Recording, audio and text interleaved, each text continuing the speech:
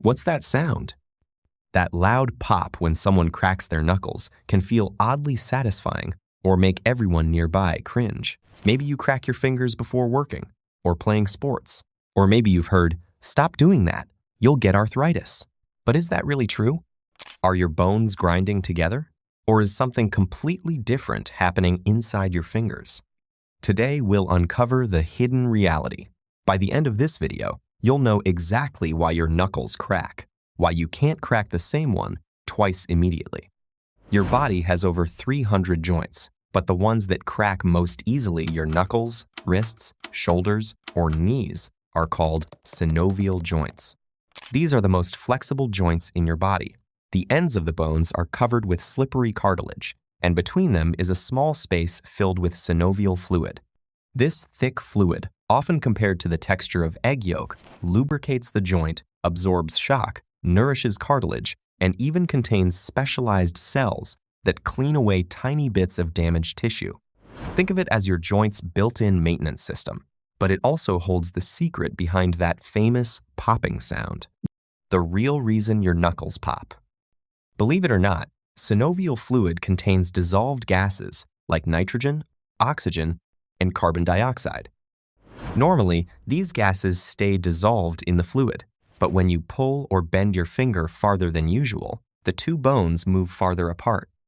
The amount of fluid stays the same, but the space inside the joint suddenly increases, causing the pressure to drop. When pressure falls low enough, the dissolved gas can no longer stay in solution.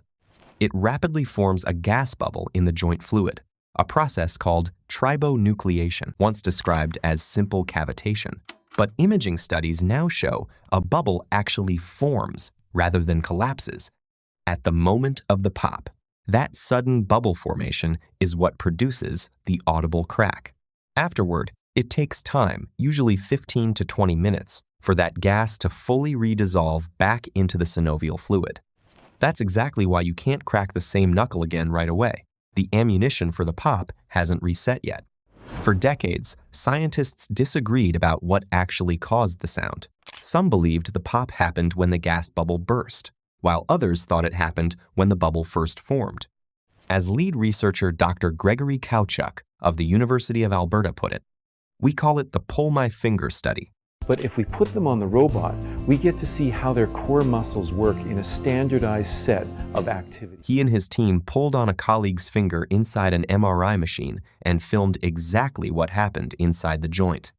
Published in PLOS 1 in 2015, their real-time imaging showed a cavity rapidly forming at the exact moment of the pop, settling a debate that had run since 1947. Modern MRI studies finally gave us a clue. Researchers watched people's knuckles crack in real time and saw a gas bubble appear immediately after the sound, and the bubble remained there.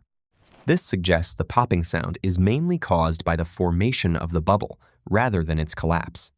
However, some researchers still believe there may actually be two sounds, one when the bubble forms and another when it later collapses.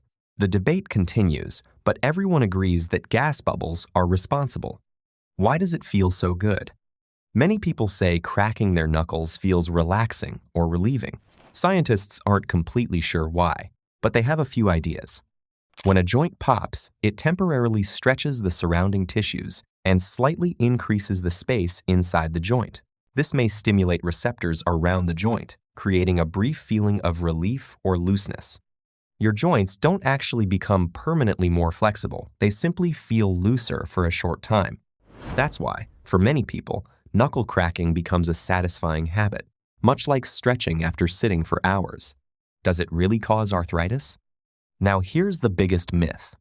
You've probably heard that cracking your knuckles causes arthritis.